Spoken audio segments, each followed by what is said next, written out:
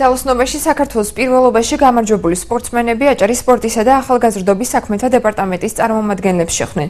18-19 მარს თბილისში გამართულ ჩემპიონატზე აჭარიდან 15 და 17 წლამდე ასაკობრივი კატეგორიის 22 სპორტსმენი მონაწილეობდა.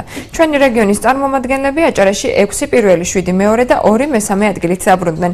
სპორტსმენებს ასები და სიგელები გადაეცათ. ძალოსნობის ფედერაციის წარმომადგენლის განცხადებით, მიღწეული წარმატება მათ სამომავლოდ ევროპის ჩემპიონატში მონაწილეობის მიღებაში დაეხმარება. ძალოსნობის ფედერაცია წელს 30,000 ლარით ფინანსდება აჭარის სპორტისა და ახალგაზრდობის საქმეთა დეპარტამენტის უფროსის თქმით, სპორტის ამ სახეობის ხელშეწყობის მიზნით წელს არაერთი ღონისძიებაა დაგეგმილი. მერაბ ნაგერვაძის განცხადებით მოხდება ჩაქვის სასპორტო დარბაზის რეაბილიტაციაც.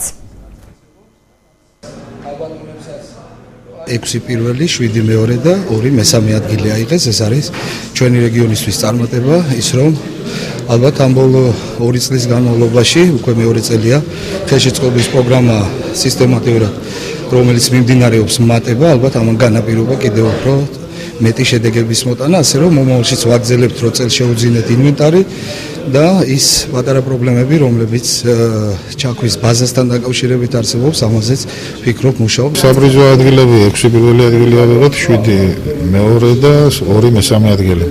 მაგრამ შეიძლებოდა კიდევ 1-3-4 მედლის კიდევ დამატება. მაგრამ მომავალში გავითვალისწინებთ კიდევ ზოგი.